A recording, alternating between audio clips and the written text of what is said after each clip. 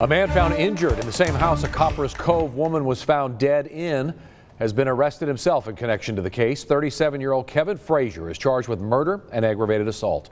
47 seconds. That's exactly how long it took for help to turn into horror on April 7th, 2022. A mother of 6 was screaming for her life, just feet away from the police officers who came to save her. But those 47 seconds would prove to be the difference between rescue and tragedy, between a woman building an empire and 6 children becoming orphans. At 12:28 p.m., Officer Martinez knocked on the door of 1103 Hobby Road in Copper's Cove, Texas. He'd responded to a 911 hang-up call, standard protocol for what seemed like a routine welfare check. When he announced his presence, a male voice from inside calmly said, "Wait." But then came the sound that would haunt him forever. A woman's desperate scream cut through the afternoon air, followed immediately by the rapid-fire crack of gunshots. The officer kicked down the door, but it was already too late. 4 months before this moment, Kevin Frazier had been posting the same phrase across social media whenever he talked about his relationship with Destiney Carey. "I love her to death," he'd say with a smile in their Facebook Live videos. "I love this woman to death." Friends and family thought it was romantic. They had no idea Kevin was making a promise he intended to keep. The phrase appeared in over 15 different posts throughout 2021 and early 2022. Each time, Destiney would smile uncomfortably, but nobody questioned why those 5 words kept coming out of his mouth. What makes this even more disturbing is how Kevin weaponized the language of love to announce his intentions. While Destiney built 2 successful businesses and raised 6 children, Kevin repeatedly used the same death-related phrase to describe his feelings. When someone tells you they love you to death that many times, maybe we should start listening differently. Maybe those aren't declarations of love at all. 6 children lost their mother while trained officers stood just outside their door. A 12-year Army veteran with an honorable discharge became a killer in the time it takes most people to answer a phone call. But this wasn't a crime of passion or a moment of temporary insanity. This was the calculated end result of a man who had been telling everyone exactly what he planned to do. The only tragedy is that nobody understood his language until it was too late. Before we go deeper into how a mother's final moments unfolded just feet from safety, I need to ask you something that might make you uncomfortable. This woman's story deserves to be heard by everyone. Her children deserve that much. But here's what I've noticed. Thousands will watch, but only a fraction will subscribe to ensure more victims get their stories told. If you're someone who believes these women matter, prove it. If not, at least tell me why in the comments below. Because staying silent while watching, that speaks volumes about who you really are. Destiney Jasmine Carey wasn't just surviving at 33 years old. She was absolutely crushing life in ways that would make most people half her age jealous. While most single mothers struggle to balance one job and their children, Destiney was running 2 successful boutiques, working as a registered nurse, and raising 6 kids who adored her. Her main store, High Saturday Boutique, was pulling in serious money on West Veterans Memorial Boulevard in Killeen. But that wasn't enough for her. She was already scouting locations for a 3rd store in Dallas. The woman was a machine when it came to building her empire.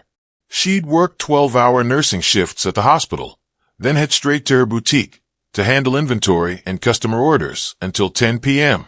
Her social media showed her modeling her own clothing lines, networking with other entrepreneurs, and constantly posting about new arrivals and sales. Destiney had that rare combination of business sense and work ethic that turns dreams into bank accounts. She'd recently purchased a home on Hobby Road, proof that her financial independence wasn't just talk. But while Destiney was building something real, Kevin Frazier was doing the exact opposite.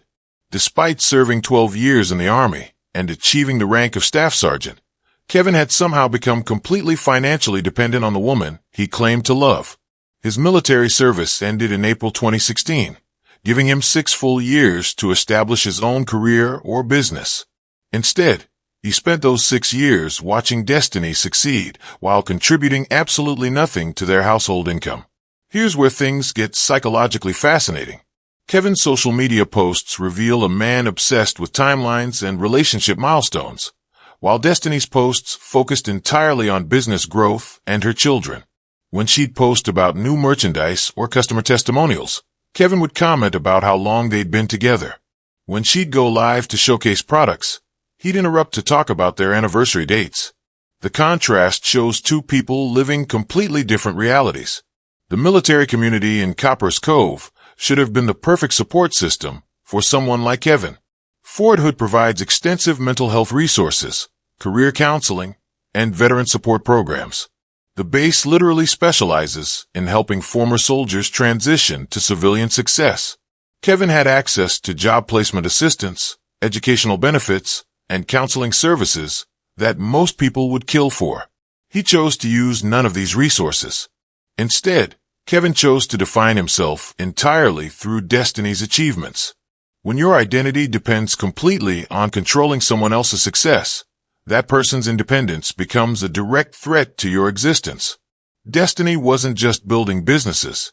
She was building the kind of financial freedom that would allow her to leave any relationship that no longer served her. For a man who contributed nothing but demanded everything, her success represented the countdown to his irrelevance. The community around them saw a successful couple where the woman was the breadwinner and the man was supportive. What they actually had was a decorated veteran who traded his military identity for complete dependence on a woman who was quickly outgrowing him. In military families, this dynamic creates a special kind of shame that most people never understand. And shame, when it has nowhere to go, always finds a target. Kevin Frazier spent months telling everyone exactly what he was going to do. The problem is that he wrapped his threats in the language of romance, and everyone missed the message. Between January and April of 2022, Kevin used the phrase, "I love her to death," in 17 different social media posts. Not "I love her deeply," or "I love her completely." Always to death. Always using the one word that should have made everyone pause and ask questions. Watch their Facebook Live videos from February 2022, and you'll see something disturbing. Destiney would start talking about new inventory arriving at the boutique or upcoming promotional events. Kevin would interrupt her mid-sentence to say things like, "6 years strong, baby. I love you to death." She'd force a smile, but her body language screamed discomfort. Her shoulders would tense up, and she'd quickly change the subject back to business. Women who feel safe in their relationships don't react that way to declarations of love. The psychological pattern gets even more obvious when you analyze how Kevin responded to Destiney's independent content. Whenever she posted photos of herself modeling new clothing or celebrating business milestones without mentioning him, Kevin would flood the comments with possessive statements. "That's my woman right there," appeared in over 20 different comment threads. He wasn't celebrating her success. He was marking his territory in front of an audience that included her customers and business contacts. But Kevin's control tactics went far beyond social media performance. Multiple witnesses reported seeing him show up unannounced at High Saturday Boutique whenever male customers were shopping with their wives or girlfriends. He'd position himself near the register, making uncomfortable eye contact with any man who spoke to Destiney about clothing recommendations. Store employees later told investigators that male customers would often leave without purchasing anything because Kevin's presence made the entire atmosphere tense. The surveillance footage from the boutique tells an even more disturbing story. Kevin would arrive during Destiney's busiest hours and position himself where he could monitor every interaction she had with customers. When she'd laugh at something a customer said or spend extra time helping someone find the right size, Kevin's body language would change completely. His jaw would clench, and he'd start pacing near the entrance. This wasn't a supportive partner checking in. This was a guard dog making sure his property stayed in line. Family members started noticing changes in Destiney's behavior during gatherings and holidays. She'd arrive at events with Kevin attached to her side, never giving her space to have private conversations with her siblings or parents. When relatives would ask about her business expansion plans or invite her to women-only family activities, Kevin would answer for her, "We're not ready for Dallas yet," or "She's too busy for girls' trips right now." He spoke for her like she was his employee instead of his partner. The final warning sign came just hours before Kevin made good on his repeated threats. On April 7th at 8:43 a.m., Destiney posted something on Facebook that completely broke character from her usual business-focused content. "One thing I know is that you all need to stop letting people have so much power over you. You should not be on the same subject on day 2. The message was cryptic, desperate, and completely unlike anything she'd posted before. Nobody knew it at the time, but Destiney was sending out a distress signal. She was telling her social media followers that someone had too much power over her, and that she couldn't move on from whatever conflict had started the day before. The post went up at 8:43 a.m. Kevin killed her at 12:28 p.m. 4 hours and 45 minutes. That's how long the warning sat on her Facebook page before it became evidence in a murder case. The signs weren't hidden at all. They were broadcast live on social media, displayed in public spaces, and documented in front of witnesses. The real tragedy is how easily we confuse possession with protection, control with care, and threats with love when they're wrapped in the right packaging. April 6th, 2022 started like any other Wednesday for Destiney Carey. She opened High Saturday Boutique at 10 a.m., processed online orders from the night before, and prepared for what should have been a routine business day. But by 6:30 p.m., Coppers Cove police officers were standing in her living room documenting evidence of domestic violence. Kevin had crossed a line that even he couldn't talk his way out of. Unfortunately, the system that was supposed to protect Destiney would fail her in the next 18 hours. The responding officers found clear evidence of physical assault. Destiney had visible injuries consistent with being grabbed and shaken. Furniture in the living room showed signs of a struggle. Kevin's knuckles were scraped, and he couldn't explain how the injuries occurred. The officers took photographs, collected statements, and began preparing the paperwork for formal charges. But when they went to arrest Kevin, he was gone. He'd slipped out the back door while Destiney was giving her statement in the front room. What happened next represents everything wrong with how domestic violence cases get handled in military communities. The officers put out a be on the lookout alert for Kevin, but Fort Hood Security wasn't notified. His veteran status somehow created confusion about which jurisdiction should take the lead in locating him. While multiple agencies spent hours coordinating who had authority to arrest him, Kevin was free to plan his next move. He used those precious hours to obtain a weapon and position himself for the final confrontation. The Coppers Cove Police Department had access to resources specifically designed for situations exactly like this one. The Family Advocacy Program at Fort Hood specializes in domestic violence cases involving current and former military personnel. They have crisis counselors, safe house arrangements, and immediate intervention protocols. But somehow, none of these resources were activated during the 18-hour window between Kevin's disappearance and Destiney's murder. Meanwhile, Destiney spent that same 18 hours knowing that Kevin was out there somewhere, armed with rage and a grudge. She couldn't go to her boutique because he might be waiting there. She couldn't take her children to school because he might follow them. She was trapped in her own home, waiting for a system that promised to protect her but had already lost track of her attacker. The protection order she'd filed weeks earlier proved to be nothing more than expensive paper when the man violating it couldn't be found. The most heartbreaking part of this timeline is how Destiney spent her final night alive.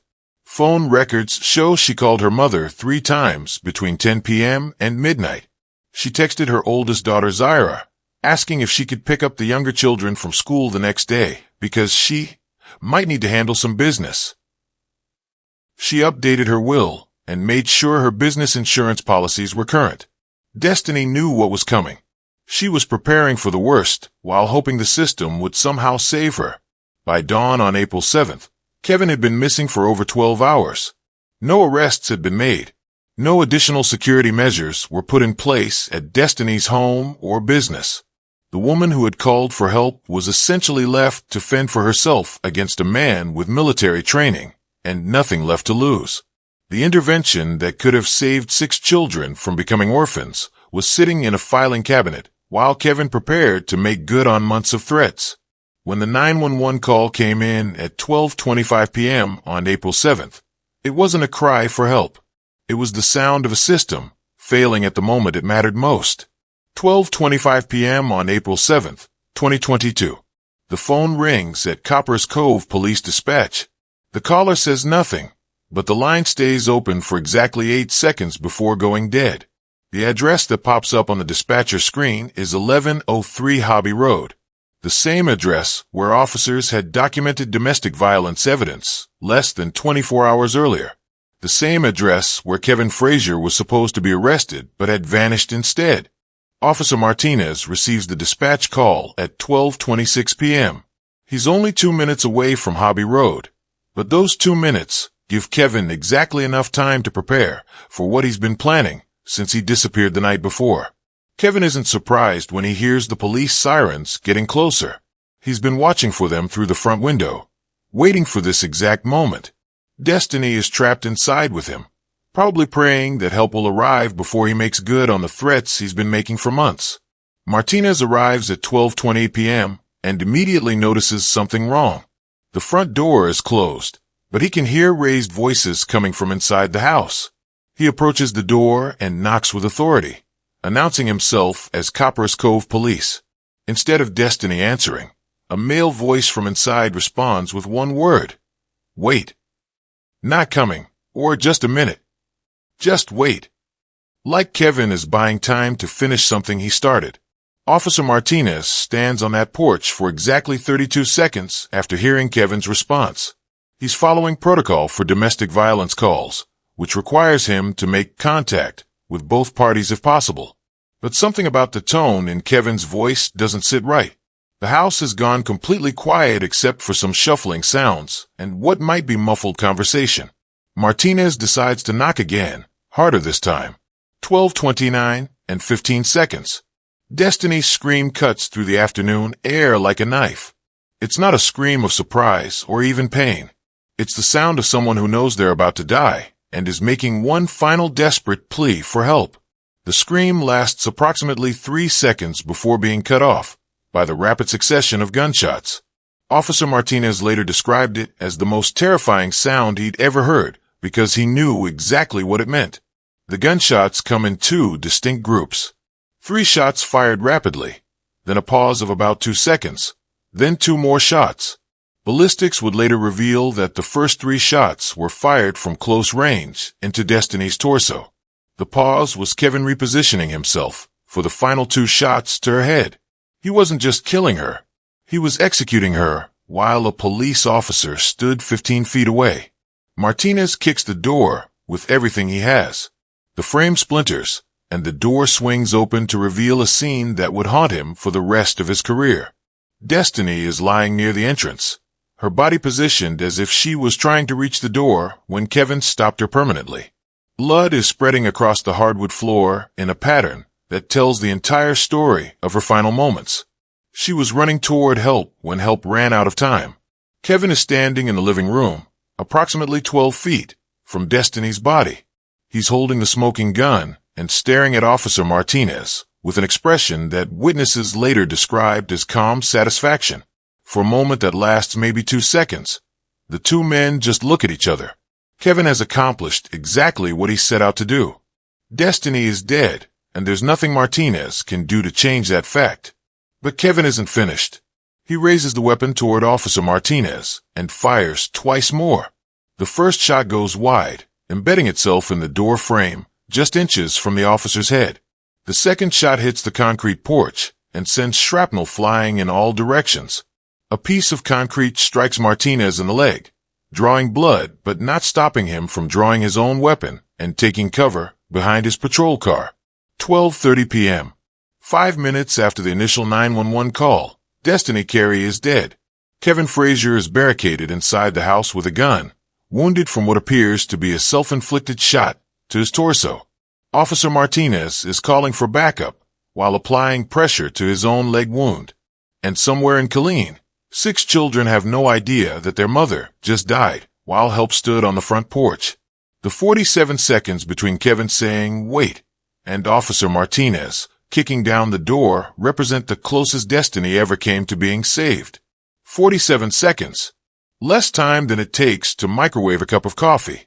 Kevin Frazier thought he was smart enough to fool trained investigators. He spent the first hour after killing Destiney constructing an elaborate story about self-defense and mutual combat. But Kevin made one critical mistake that every pathological liar makes. He forgot that physical evidence doesn't care about your version of events. The crime scene was about to expose every single lie he planned to tell. The first interview happened at Carey, Darnall Army Medical Center, while doctors were treating Kevin's self-inflicted gunshot wound. Detective Williams sat beside his hospital bed at 3:45 p.m., less than 4 hours after Destiney's murder. Kevin's story was polished and rehearsed. He claimed Destiney attacked him with a kitchen knife when he came to collect his belongings. He said he wrestled the knife away from her, but she grabbed his gun from his waistband during the struggle. The shooting was accidental, he insisted. They were both fighting for control of the weapon when it discharged multiple times. But Kevin's story had a massive hole that he couldn't explain away. If Destiney had attacked him with a knife, where were his defensive wounds?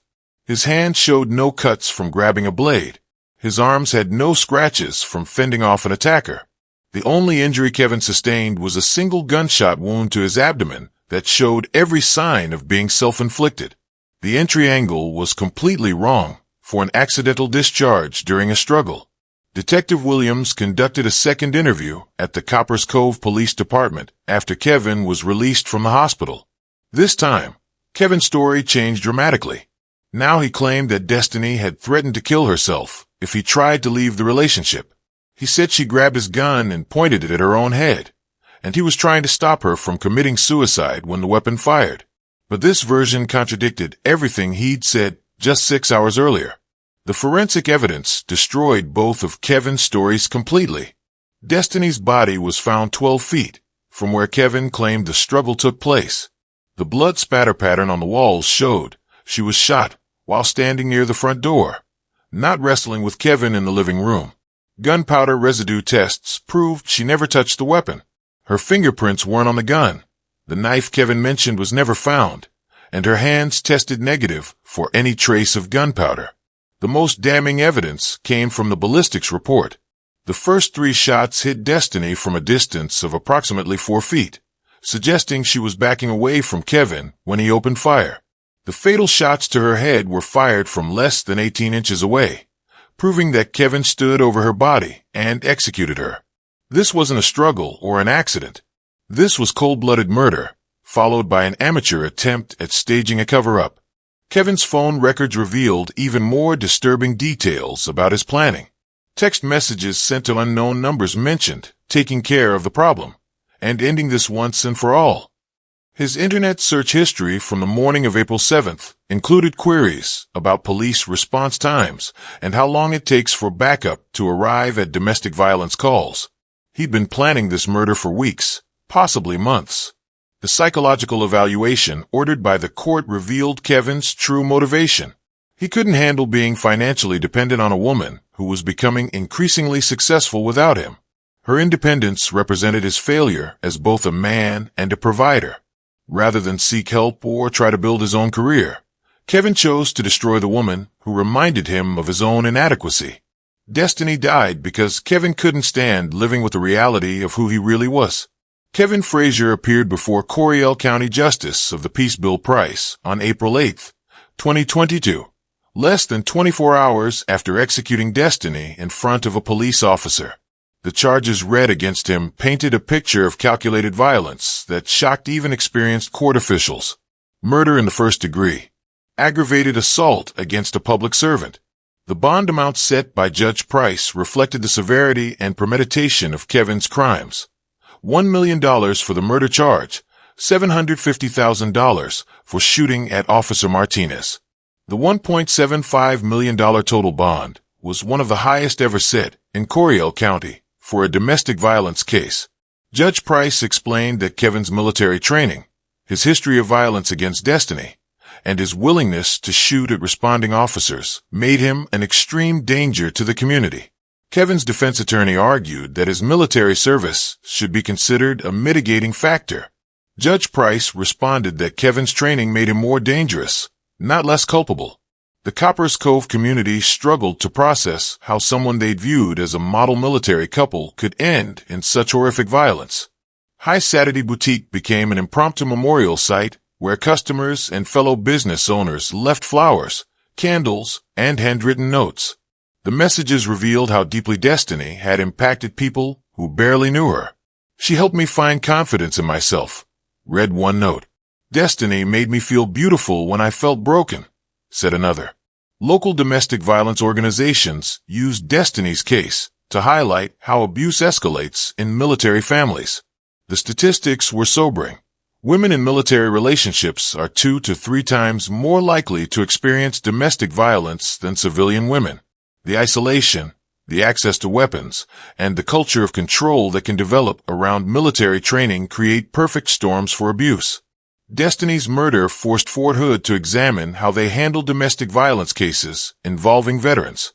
But the most heartbreaking aftermath belonged to Destiney's 6 children. Zyra, her oldest daughter, became the unofficial family spokesperson at just 17 years old. Her statement to local news revealed the impossible burden these children now carried. My mom was a hard-working woman who took care of all 6 of us. She was a nurse, and she had 2 businesses in Killeen and was getting ready to set up a 3rd location in Dallas. My mom always wanted to be happy. The past tense in Zyra's words carried the weight of 6 shattered childhoods. High Saturday Boutique remained closed for 3 weeks after Destiney's murder. When it finally reopened, it was under the management of Destiney's family, who were determined to continue her business legacy. The boutique's social media pages became a testament to how one woman's entrepreneurial spirit could inspire an entire community. Destiney had built something that would outlast Kevin's violence, something that would provide for her children long after she was gone. In the end, her success became the best revenge against the man who killed her for achieving it. 3 specific interventions could have saved Destiney Carey's life, and understanding them might save someone you know right now. First, the 18-hour window between Kevin's disappearance and Destiney's murder should have triggered immediate protective custody protocols. When someone violates a protection order and then vanishes, that person becomes a ticking time bomb. The system treated Kevin like a missing person instead of a weapon pointed directly at his victim. Second, Kevin's repeated use of death-related language on social media should have been recognized as threat assessment material. When someone says, "I love you to death" 17 times in 4 months, that's not romance. That's rehearsal. Friends, family members, and social media platforms need better training to identify when declarations of love cross into declarations of intent. The warning signs weren't subtle. They were broadcast live to hundreds of people who didn't know how to interpret what they were seeing. Third, the military community around Kevin failed to address his complete financial dependence on Destiney. When a 12-year veteran with leadership experience becomes entirely reliant on his partner's income, that represents a psychological crisis that demands intervention. Kevin had access to career counseling, educational benefits, and mental health resources specifically designed for veterans struggling with civilian transition. His pride kept him from using those resources, and 6 children paid the price for his stubbornness. Destiney's 6 children will grow up knowing their mother's story was seen by thousands, but only a fraction of you cared enough to ensure other mothers' stories get told. Here's what separates you from the silent majority. Subscribers believe these women deserve more than just views. They deserve action. They deserve voices that won't forget them when the video ends. Non-subscribers, I genuinely want to understand your logic. You'll watch a mother's final moments, feel outraged by injustice, maybe even share this with friends, but subscribing to ensure more victims get heard? That's somehow too much commitment? Help me understand that math in the comments. Because Destiney's children deserve to know their mother's story mattered enough to create change, not just views. The choice is yours, but your choice says everything about your character.